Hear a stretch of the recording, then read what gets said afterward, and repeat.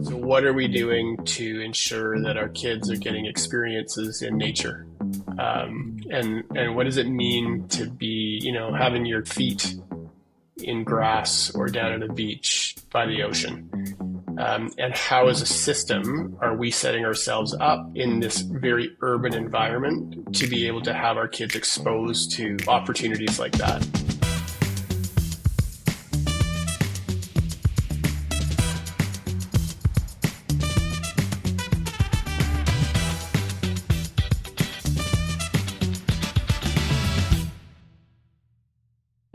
Welcome to the Education Matters podcast, where we explore the ideas, people, and challenges shaping education today. I'm your host, Jason Bucheri, and on today's episode, we're speaking with Mark Pearmain, Superintendent of Surrey School District, the largest and one of the most diverse school districts in Canada, and probably the entire world.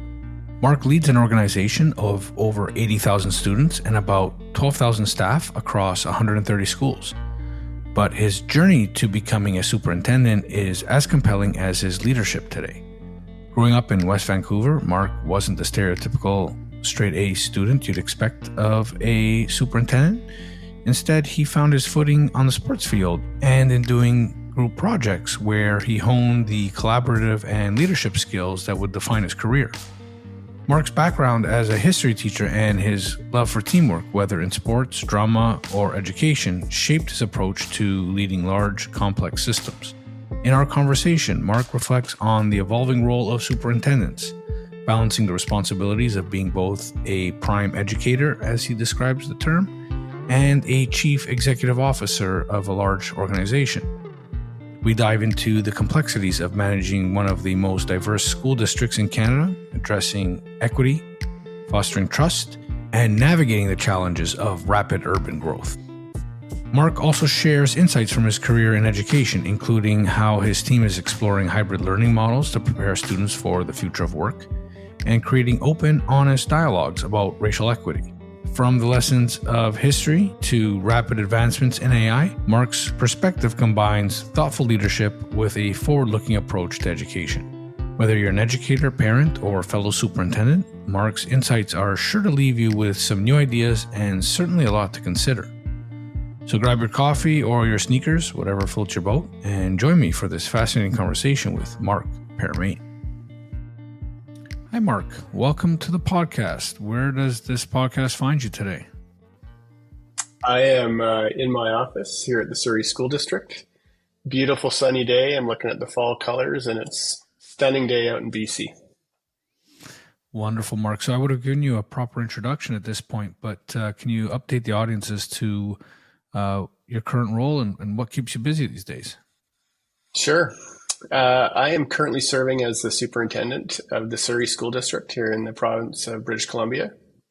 We are, the largest school district in the province, about 83,000 kids, 13,000 staff, 130 odd schools in beautiful Surrey.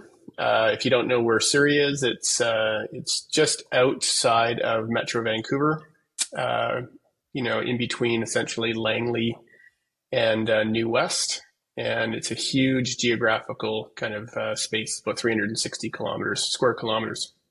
So pretty diverse here, pretty varied in terms of the different cultures that we have in the city, and is the fastest growing city in the province. So lots going on. Excellent. I certainly want to discuss in greater detail the education system in BC and Surrey in particular. But before we do that, I'd like to introduce the audience to the guests in, I guess, a more personal way by starting with where and when did you grow up and what was that like? Yeah, so I grew up in BC, grew up in West Vancouver. I'm an 80s kid, so went to high school in the 1980s, graduated in 1989. And have spent my entire career here in British Columbia. Went to university and over in University of Victoria, and then started working in the Vancouver School Board right out of university, and then kind of continued my career from there. So, lived a pretty privileged life. I grew up on the North Shore. It's a beautiful place to live. It's where I still live. Had an amazing experience in school. I was a sports person, so played a lot of sports both in school and in the community. We skied as a family, and really was kind of outdoors for the majority of my K to 12 experience. I wouldn't say, Jason, that I was the stellar student by any means. I worked hard, but I like to play more than I like to work in that sense. And so I kind of got the itch, I guess, in terms of my learning through experience and kind of observing versus kind of reading out of books. And that still carries on today. That's how I learned today. So I had a good K to 12 experience, and then I went to university and thoroughly enjoyed that, and really just enjoyed working with people and working with kids, and ended up in K to 12 as a history teacher, and now I'm a superintendent. So there you go. It's quite interesting that you are not the first superintendent to tell me that you didn't exactly learn in a typical way, which, I think you might find odd. Someone who leads an education system wasn't just like really drawn to school and textbooks and learning that way. So when it comes to learning, what do you remember as being one of the first things you loved to learn?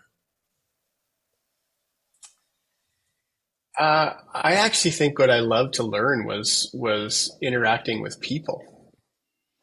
So I know you can kind of go back to everything you need to know you learned in kindergarten, and I can't frankly remember that. But what I do remember is the experiences of working with teachers and classmates during group projects. And it was less about the product that I think in the end I really enjoyed, but more about the process of it.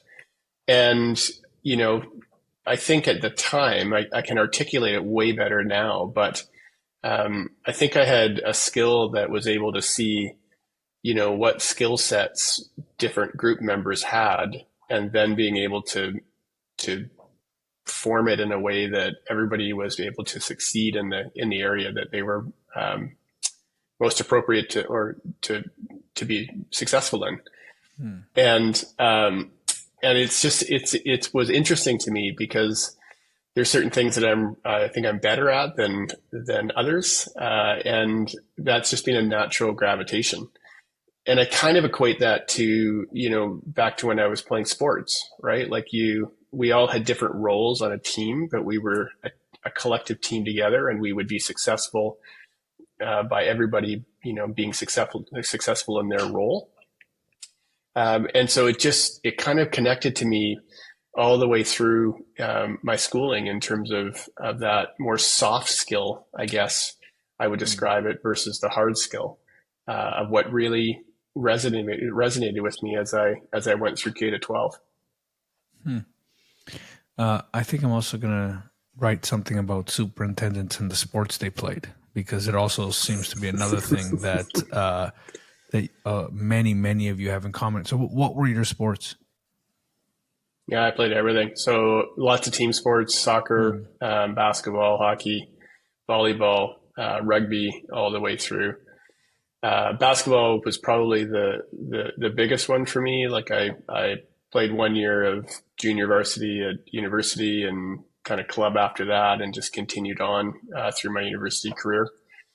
And then thoroughly enjoyed, the individual sports as well. So, snow skiing, I still do that. That's a passion of mine now.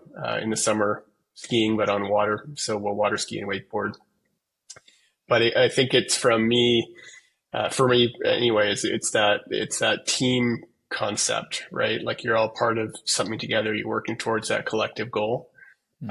I've got colleagues who also in superintendents, they've come through the arts, and it's interesting because I think it's when you kind of break that down, it's very similar, be it in terms of drama or if it's someone with a music background. You're still part of a team that is putting something together or putting something on. And I think the attributes that you get when you work collectively with people is probably what makes us successful in the roles of superintendents, frankly, because that's that's really what you have to create and what you actually are doing every day with people that you work with. Yeah, I think that's a great point. So it doesn't have to be sports, but those team environments. I think it was I'm pretty sure it was Camus that said, "Everything I learned about life, I learned on the soccer pitch," or something to that effect. Don't directly quote me, but and I tend to agree with it. And I think it's a fair point you're making. You can extend that to any real team activity, whether it be acting or anything of the sort. So when it comes to your actual formal education, Mark, what would you change about it if you could? Anything that you would change about the way you learned growing up or the way you were educated?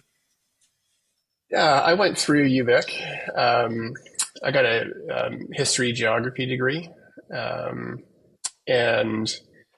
I'm a history teacher by training. I think that has served me very well. I think there's lots to learn from our history, and kind of going back and seeing what's happened in the past. It's amazing, how often the past comes back and gets recycled in the future, so to speak. I think in terms of where I am right now, if I could do it again, I would do the same degrees, and I would take some more business courses. Just because the superintendent's job is you're walking in two paths. Basically, you're a chief educator, but you're also the CEO of a business, right? Of a corporate entity, and so certainly that experience of being able to have a little bit more awareness of how to have that corporate side without it totally overtaking the education side of the role would be important to have some more courses in that when I was going through. You learn it as you go, but it certainly is something that if I could do it again, I would take it more of them. Would you say that's one of the biggest hurdles for a superintendent? I mean, I think every superintendent I know, maybe with some exceptions now, just starting in Toronto, in Ontario, you all come up through the education system. There is no other way to do it. Would you say that would be the biggest learning curve for you? Yeah, I think it's as education has become, bigger.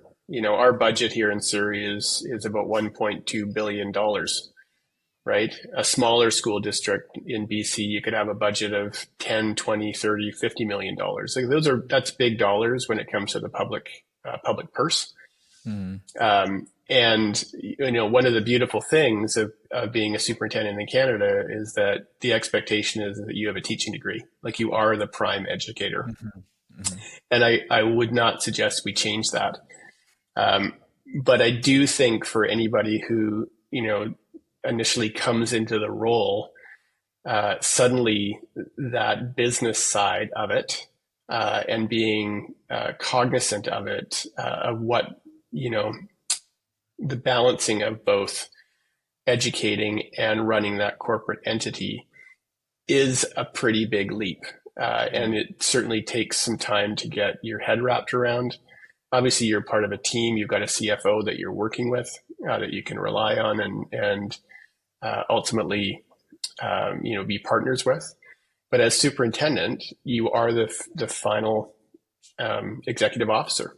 And so it is your responsibility ultimately to ensure that the board is passing that balanced budget and that you're managing your fiscal responsibilities in a way that is going to allow for you to continue to invest in education for the kids. But it's that part of being an employer and being the chief executive of those employees. Do you feel that conflicts with, and I like how you said it, the role of prime educator or lead learner? I've heard other folks refer to it as. I don't think there's a necessary conflict, but I can imagine at times there is that conflict between, very superficially saying, balancing the books and then doing what's right for students and teachers. Do you find that complicated overall? Complicated, no. I think that it creates tension, and good tension is not a bad thing. I think that's one of the values of superintendents being teachers and having a teaching degree, because it really pulls it back into focus when you're making those decisions, or you're having to make decisions when it comes to budget, of what does that actually mean in the classroom? What does it mean in the schools, right? And I could see that if you didn't have that teaching background, or the experience in the classroom, how it could become more about the numbers and less about what you're trying to accomplish. And so again, and different jurisdictions do things differently. Ultimately, our role is to serve students, right? And to serve students and provide them with an exceptional educational experience.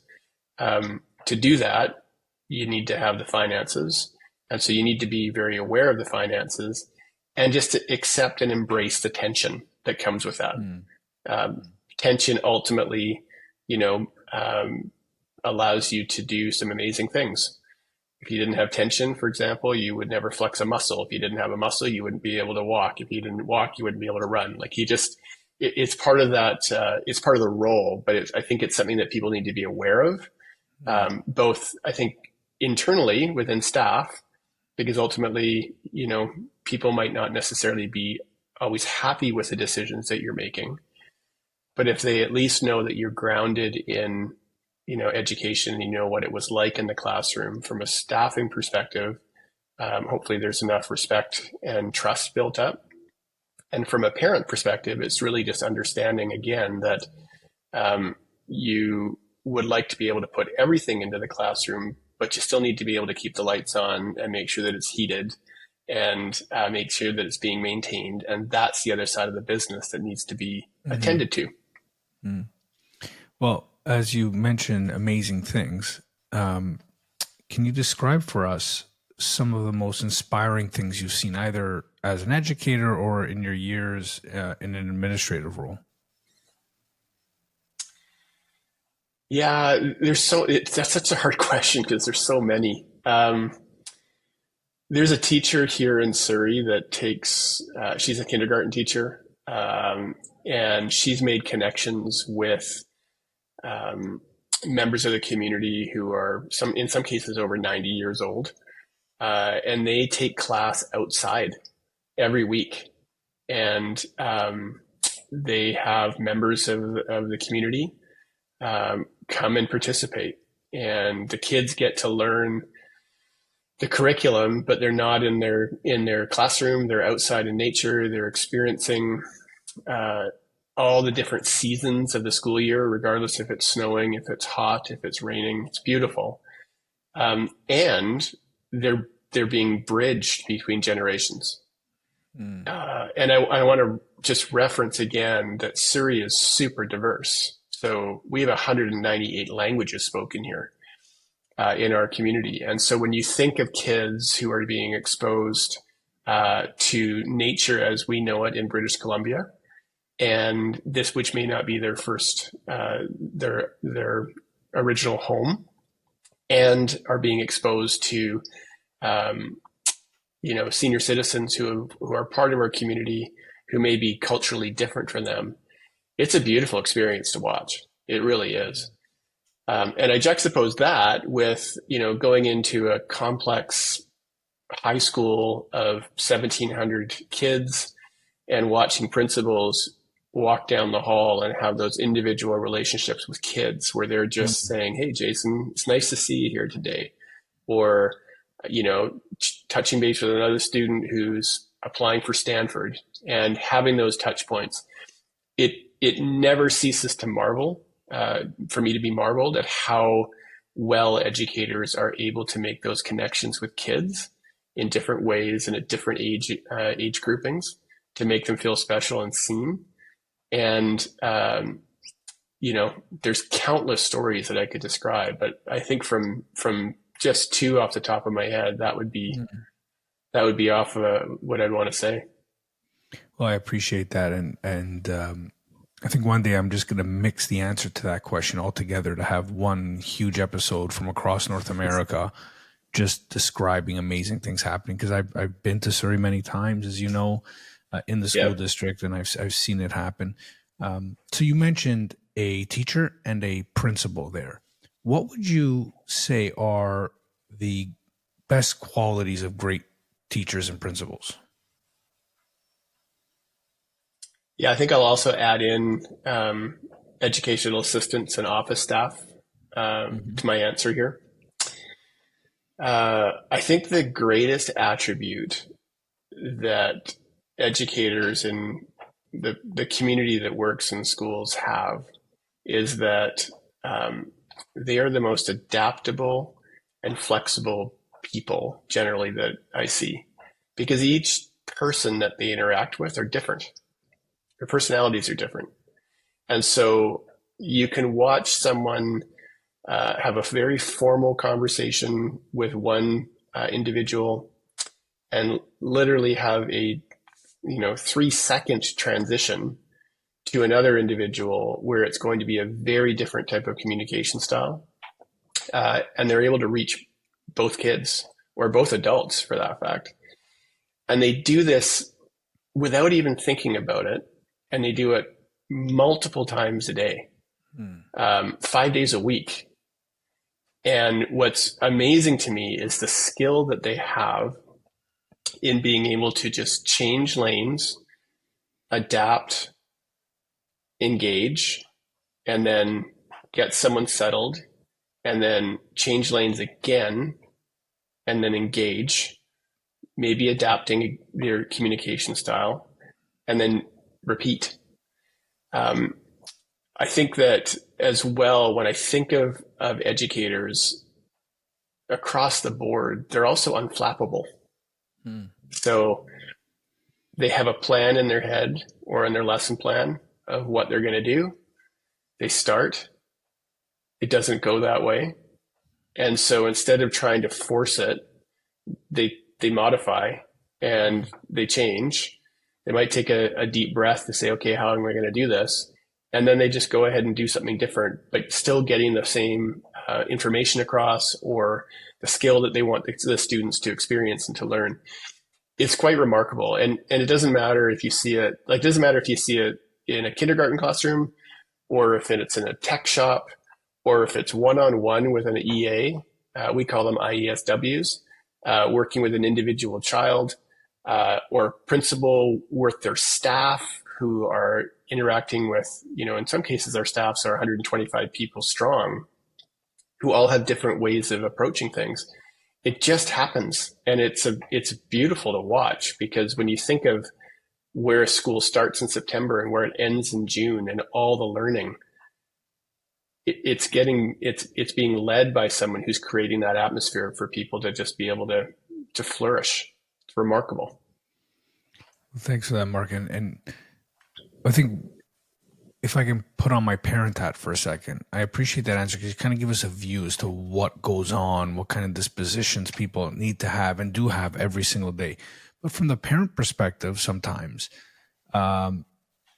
the school system or their child's experience can feel like a little black box. Like, you don't know exactly what's going on there. Like, they come home happy and or sad in some situations, or frustrated. Yep. And so you kind of have this kind of you see the effect of school, but you don't necessarily know what's happening in school. Now, I say that with the full understanding that a lot of the work you've done in BC and Surrey in particular, leading the way with portfolios of student work and a lot of new and different ways that parents communicate with teachers. But if I could ask you to provide parents with, let's say, some advice or some insight into some things that are really important for them to understand about their child's experience in the education system, what would that be? I think the first thing I would say is that, and I want to say this as well as a parent, right? Like, I've got 2 kids who are through the system. We all have an experience of school. And so we think the experience that kids maybe should be having or are having is the experience that we had 20 years ago. And, the reality is that society's changed, and the needs of kids and what they need to be successful has changed. And the school systems are changing with that. And so one of the things I would want to reassure parents is that, there's core things that we know kids need to be able to do, and they need to be able to do them well. We know that they need to be able to read. We know they need to be able to write.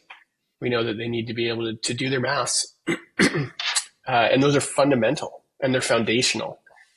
But we also now know that when you think of society today, a student can go on their phone, which the majority of students have, and they can get an answer to any question that they may have. And so it's not about getting an answer anymore. Now it's about, well, is that answer actually factual? And do they have the skills to cross-reference what they're receiving from Google or from an algorithm that's working through a social media app to be able to actually cross-reference to see, is that actually misinformation? Is that disinformation? Or is that factual? And so what seems like a black box is still pretty similar to what they experience in terms of the foundational skills that their children, our students, need to be successful. And at the same point in time, also the competencies and skills that they're going to need to be successful. So critical thinking, collaboration, being able to articulate themselves and work with people who have different perspectives, and be able to really engage in a society that is changing on a very rapid course. And I think where there's sometimes a little bit of discourse is that we go back to the way school was and think, well, that's the way it should be. But we also have to recognize that society from 1989, when I graduated, for example, we had the Apple IIe computers, right? The Nano iPod hadn't come out yet. There was still the discussion between VHS and beta, whereas today we're streaming, and kids can get music and video on demand on a phone, on a laptop, on an iPad. So if you think of it, we really need to make sure that, the systems and be able to articulate this to parents, that really what we're trying to do is to ensure that their kids are leaving our system set up to be successful in the current environment, not the environment from when we went through, because the environment's different. Yeah, absolutely. I think at some point our kids are going to be like, we went to school before there was even anything such as an artificial general intelligence invented, and we still had to figure out between Gemini and ChatGPT. Like, it's going to feel that way maybe forevermore with the rate of change. But I think that's an awesome point about effectively learning how to think. Critical thinking is what's going to allow you, no matter what the environmental change is in technological terms, to navigate that world in hopefully a productive way. And I would take it like this, Jason. Think of this.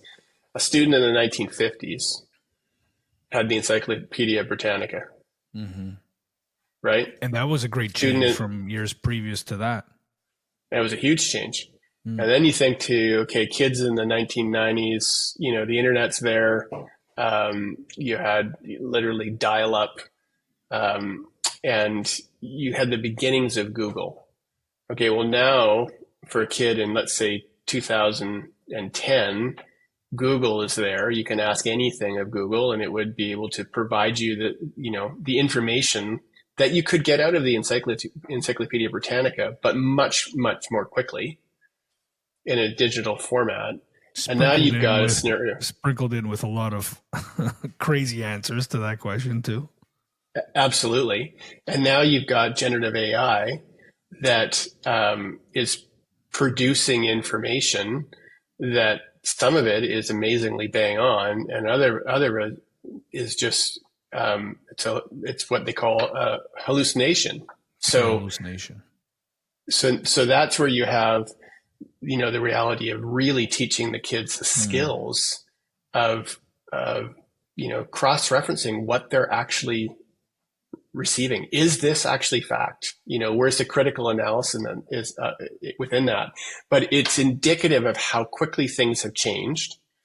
And my assumption is that when the Encyclopedia Britannica came out, I could only imagine the conversations that were happening about how this was going to, promote maybe cheating or academic integrity questions. And suddenly you have information that is readily available. And what does that mean for school systems and so on and so forth? I don't necessarily think too much has changed. It's just the pace of how quickly things are changing, as well as how the information can be received by kids and where, which is different from a static book in a library to a kid's phone in their kitchen or in their parents, or in their bedroom at home when they're doing their homework. It's just it's a different mindset, but it's a similar challenge that we're working through. Yeah. One of my great hopes is with all this complexity comes more reflection. I truly hope that's where we're going, not only is in terms of our education systems, which I do feel, in these interviews I've been having across Canada, certainly even the US, that folks in your role are starting to ask as a leader to their constituents these questions, forcing everyone to consider these questions. And I hope that becomes reflected in the way our students think. But if I can zoom out a bit now, Mark, and ask you a little bit about your work in two very large districts in BC. Not a lot of folks have had that experience of, you're in North Van and now in Surrey. Can you kind of describe for the audience what that's like, being the leader of two large districts and what challenges that brings? Yeah. I'd even say three, because I cut my teeth in Vancouver, which is the second largest school district in the province here. So it's a couple things. I worked my way through different positions. So as I said, I'm a history teacher by training, and I have to say this, there are things I really miss about teaching history and teaching history 12 to kids. And so as I'm doing the role now, both in Surrey, but when I was in North Vancouver, it's not lost on me of where I've started from. And I think, there's a couple things that you learn when you're in the classroom and you've got 30 kids or 25 kids. First thing is 25 kids, they all learn differently. So you can't do one thing and expect everybody to get what you're saying. Number two, 25 kids will have 25 different needs. And sometimes those needs are very personal, and sometimes those needs are to be pushed a little bit harder, and sometimes those needs will actually they need a little bit of extra TLC. No different when you're a superintendent in North Vancouver or if you're a superintendent in Surrey. I also learned in a classroom of 25 to 30 kids that, you need to set targets, and you have to recognize that sometimes the path to hit that target isn't going to go the direction that you thought it was. And you might have to make a zig or a zag, but then you kind of keep working towards where you're going. Same thing as a superintendent. I think the biggest difference, Jason, is that changing course in a classroom of 25 kids is a lot quicker than changing course in a district of 16,000 kids or a district of 83,000 kids. A lot of the basic premise of recognizing how you lead is going to be pretty similar. I also would say that, I've been incredibly blessed in the roles that I've had, right? North Vancouver, I went there as an assistant superintendent, and I got an opportunity to start to learn kind of the strategy at the senior exec table, and then was very lucky to become superintendent there for about 5.5 years. And North Vancouver was should say is kind of a mid-sized district where you have enough students that you've got, pretty significant revenue, a couple $100 million worth of revenue. So you've got opportunity to do things, but it's not a huge beast like Surrey is.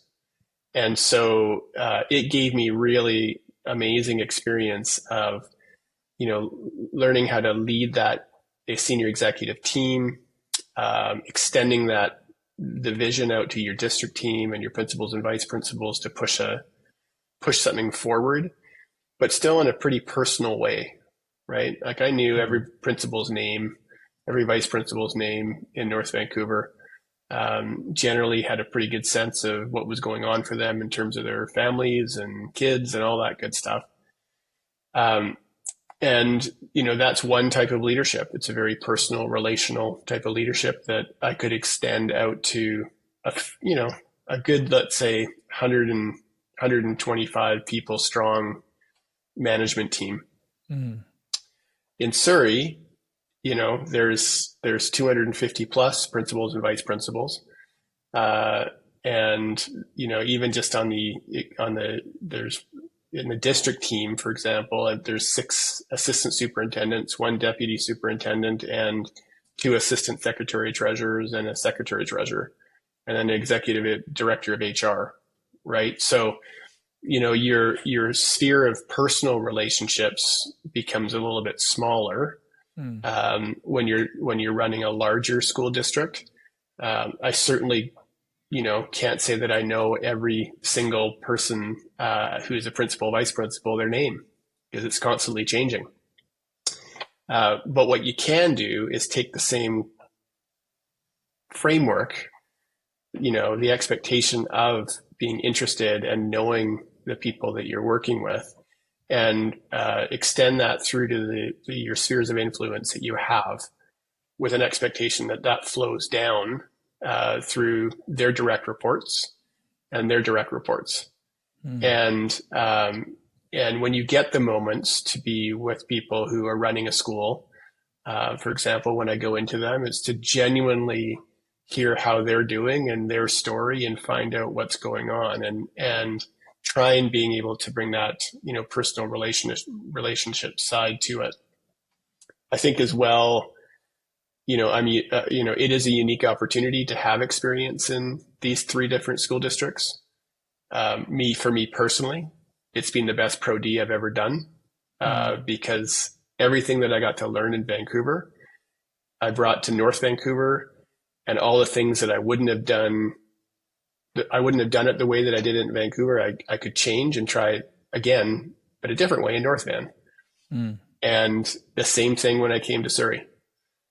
Right. And so it's one of those things that it's hard to leave, right? Like I grieved when I left Vancouver, and I grieved when I left North Vancouver, but professionally and personally, it was just such an amazing experience in terms of pushing my boundaries, pushing my personal and professional growth, to try something new and to put yourself back out there into something that is uncomfortable, with tension, but creates that space for you to develop and learn. So super happy that I've done it, and super happy that I'm here in Surrey. What do you wish more people understood about the superintendent role?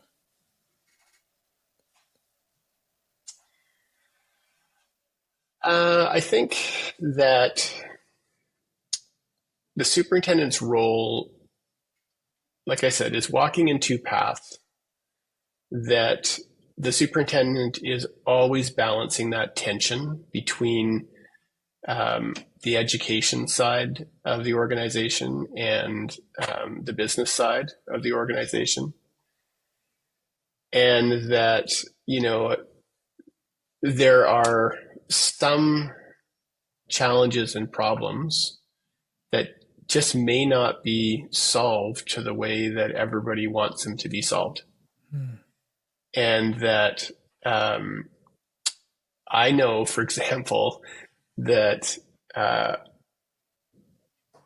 anytime I make a decision, 50% will be happy, 50% won't be happy. And I know that's simplified. It might be 80-20, it could be 90-10, whatever. So, what I think people should know is that superintendents genuinely don't hear from the people who are happy with the decision. We'll hear from the folks who are disappointed with the decision, or maybe have a different perspective. And I think,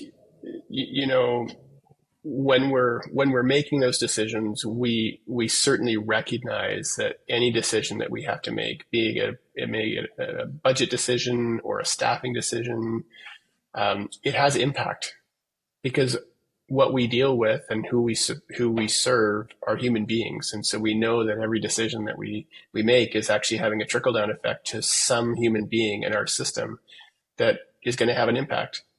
And that's not lost on any of us, and it's certainly not lost on me personally, but I'm going to speak for my colleagues. It's not lost on any colleague.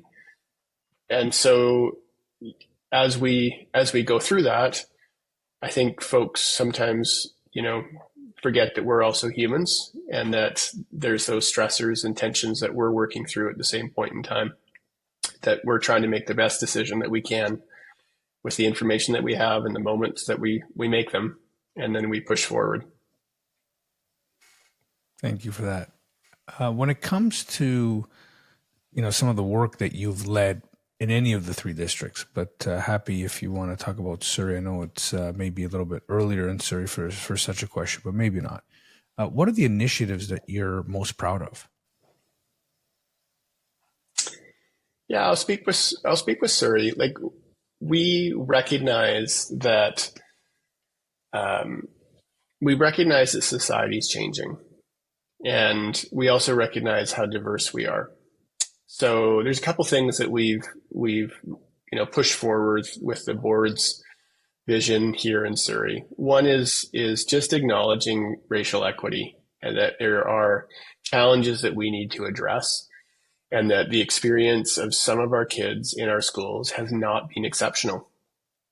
And I would say that what I'm really proud of is that we haven't shied away from that. We've brought in outside groups to provide opportunities for safe conversations that our staff and students and community members had, and they shared stories that were awful, right? To hear as a parent, you don't want anybody to experience like that, let alone your own child. And out of that came the board, directing us to staff to come up with a racial equity strategic plan to create supports within our system, and to begin to acknowledge and address that. And I want to be really crystal clear here.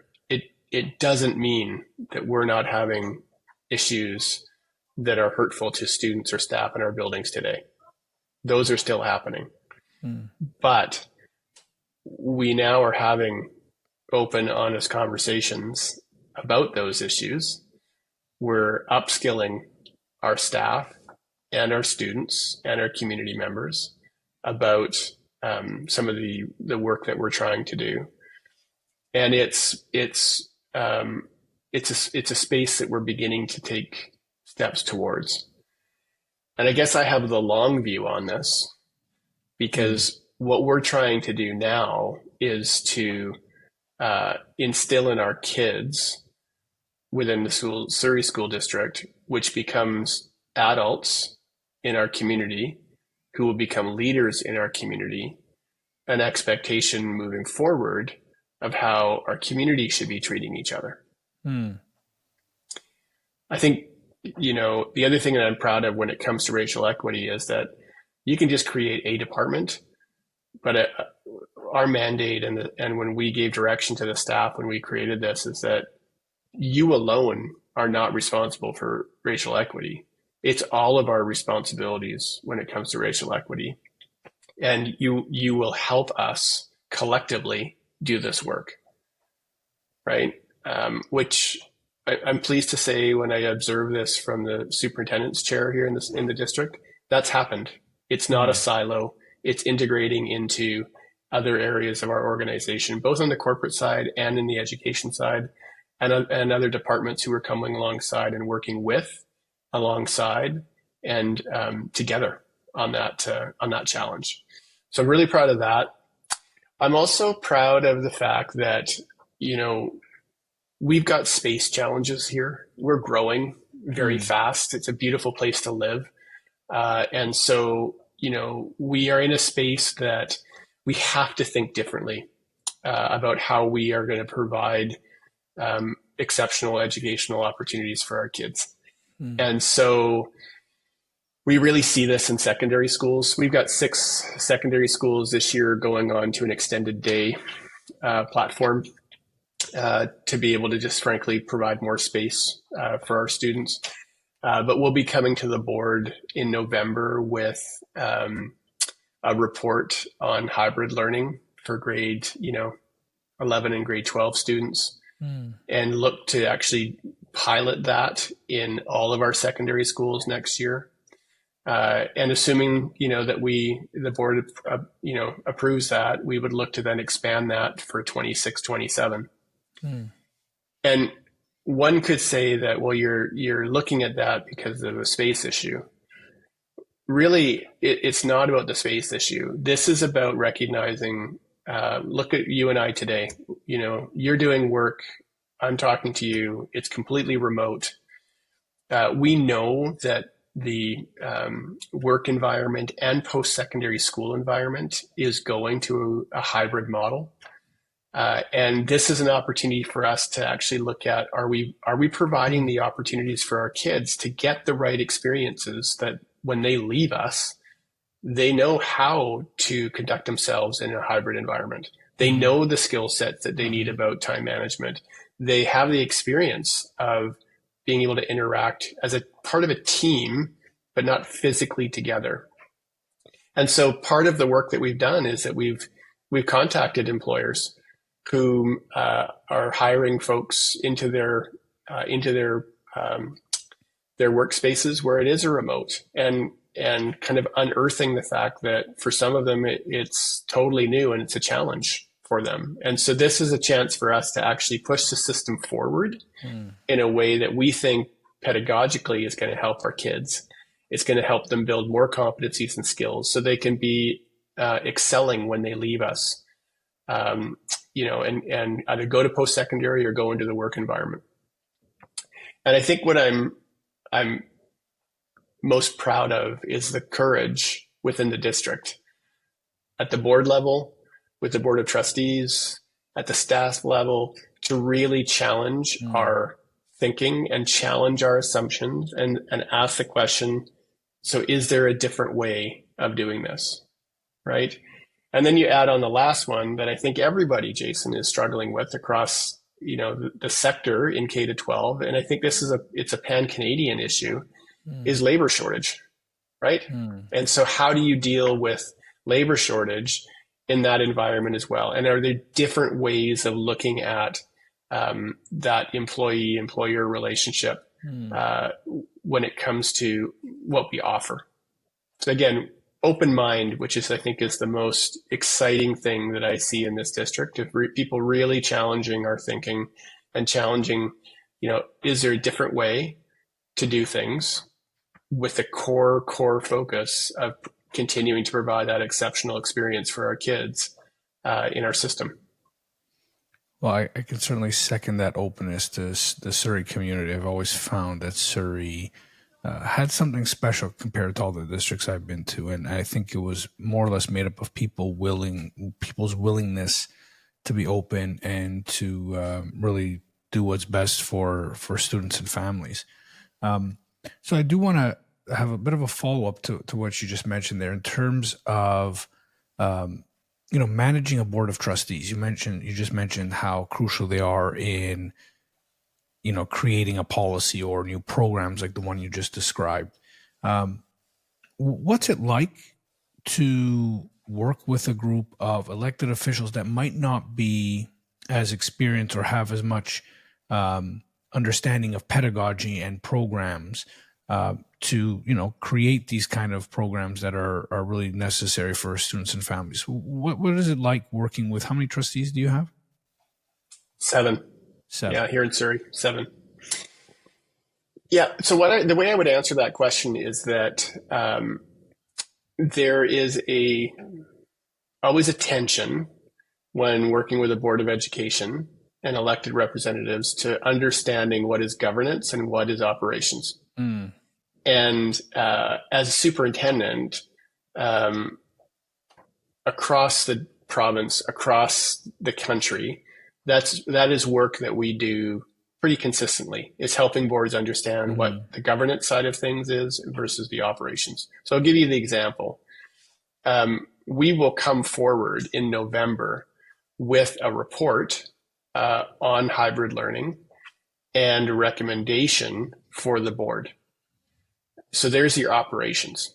We will map it out. This is what we think we can do. This is all the different things we've been thinking about: equity, technology, your working groups, so that you have some beta testing, then you can get feedback. But the ultimate decision on this from a governance perspective is the board. So the board will wrestle with the fact, do we want to go down this route?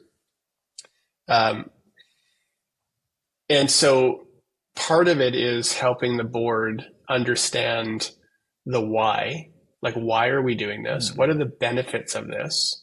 How does it fit into the strategic plan, which the board has signed off on, and in many cases has co-written with superintendents and their communities?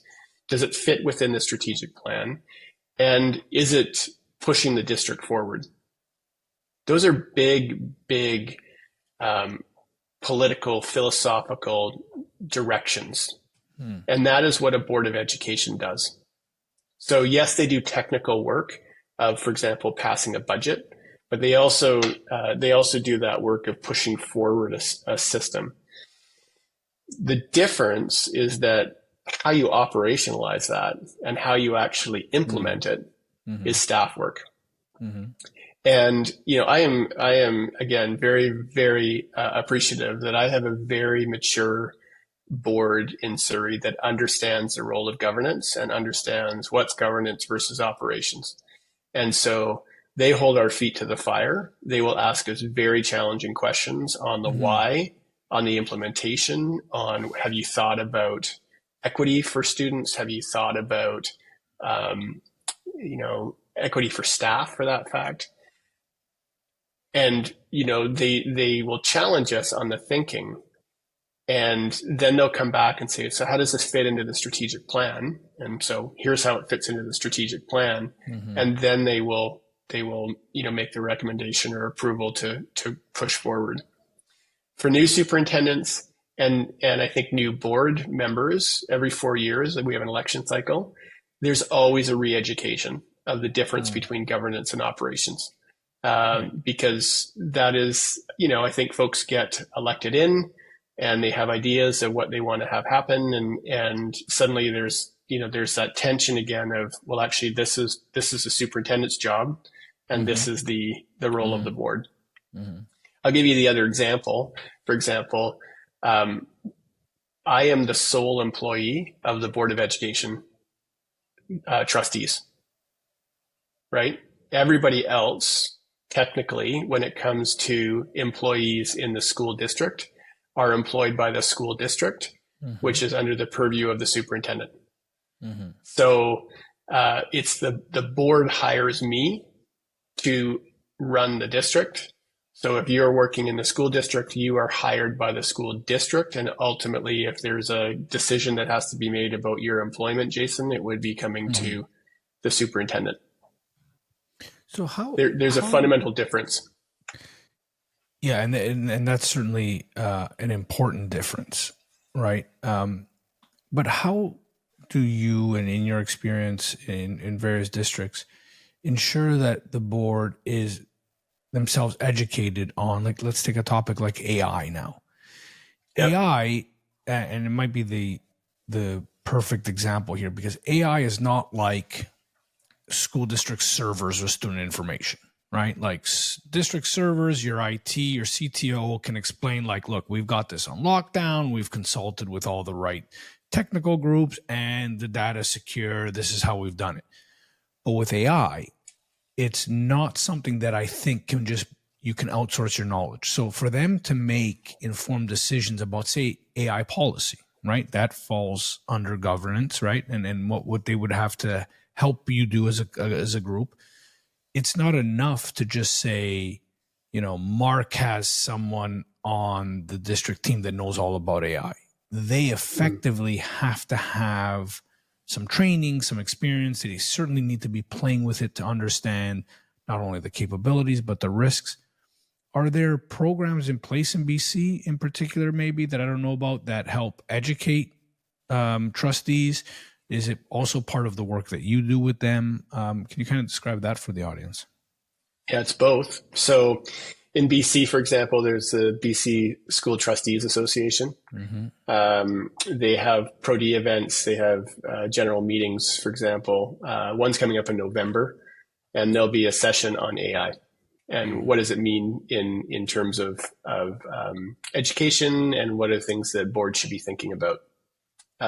There's also, for example, partner liaison meetings that we have with the ministry. So ministry staff comes over.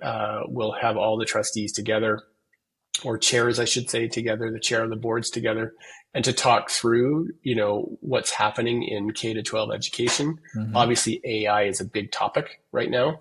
So there's been exposure there. At the same point in time, as a superintendent, you are looking for opportunities to expose your boards into, the big themes of what's coming. So, for example, like AI. So we've held, for example, a parent night here, an open parent night. We had 600 parents come to a theater where we had an expert that we're working with on AI give a general parent presentation on what generative AI is and what does it mean and why are we even looking at this. Trustees are obviously invited to that and can attend. We'll also, for example, have like learning opportunities for trustees on it in terms of the high level thinking. If they want to play with it, if they want to get into what generative AI is in terms of their own life, absolutely, we can help them, explore it a little bit. But we don't necessarily get down into the weeds of how a teacher, for example, could be using generative AI in the classroom and what they would be looking at from a competency or a skill for a student, right? Mm-hmm. What we would really focus on is, here's the why and here's the what we're thinking about and what we're worried about. So privacy, security of student information, security of board information, corporate information, all of those things from a governance perspective in terms of the risks. That's what we would also be upskilling them on, both in services and different learning opportunities for boards that superintendents put on. Excellent. Thank you, Mark. So, Mark, if I can ask you now to look forward to the future of education, just given we're talking about AI and how you're starting to mobilize AI knowledge with your trustees and your other constituents, can you, kind of forecast for me what you think education looks like, say, 50 years from now? It's more a wild guess. That's a question. Yeah. Well, I'm going to take it from my local context first, right? I think AI will continue to just explode in terms of its abilities and what it can and can't do. I think we've learned some things with social media that it's better to be a little bit more proactive than reactive. I think we were more reactive when it comes to social media in terms of upskilling kids, and we're going to try and be more proactive with AI. I think as AI continues to develop and the large language models continue to become more enhanced, you'll see more personalized sides of AI, and I'll be really interested to see how that can assist the individual student in terms of their learning. I think it will be fascinating to watch, for example, AI, and if we're talking about learning a math concept, for example, if it's been working with a student and they begin to see the threads of their learning style, of how it actually adapts and modifies a review specifically of whatever topic the student's asking for. I think that'll be really interesting, and I think that's coming. But I also will say this: in 50 years, I think of Surrey. I'm looking at my window right now, and I'm thinking of all of the growth and development that's happening in our urban centers. And I think of right now we have 83,000 kids. 50 years from now, I'm projecting, I guess you'd have 130,000 kids, let's say, in a more urban environment. And so what are we doing to ensure that our kids are getting experiences in nature? And what does it mean to be, having your feet in grass or down at a beach by the ocean? And how, as a system, are we setting ourselves up in this very urban environment to be able to have our kids exposed to opportunities like that? So I kind of see like the parallel path. I see technology is going to continue to rapidly develop and will change the way we live. And at the same point in time, as we're going to adapt in the system to make sure our kids have the skills for that and the competencies for that, if I could wave a magic wand, I would also, at the same point in time, in a parallel path, have opportunities to expose our kids to the natural environment, to that natural learning. When you're pushing around dirt, or you're moving a rock, or you're out hiking on a trail, and you're experiencing that very tactile, physical side of learning that will become more challenged in an urban environment. Awesome. And you even took my last question there, which is always the magic wand question. And so I appreciate that. And as well as the answer that I know, in particular in BC, but certainly in Surrey as well, is this movement for outdoor education that I really, truly hope the rest of the country looks to and comes to visit your schools to understand how we can do it better. Because I'll tell you, here in Ontario, and people can come at me for this, they live in Ontario and they complain about this, but I know it to be true that if there's a little bit of rain, everybody's inside for indoor recess because they're scared of catching colds, they're scared of the mud in the schools and all those things. And I say, go to BC, go see how those kids and those schools manage it, because the schools don't fall apart. The kids all don't have more fevers and germs than everybody else, but they live outside in all forms of weather. So I appreciate that, Mark. My last question for you. Can you recommend a book, podcast, video, movie, anything or all of the above for the audience?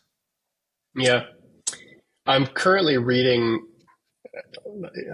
it's a book called Embracing Messy Leadership by Alyssa Gallagher and Rosie Connor.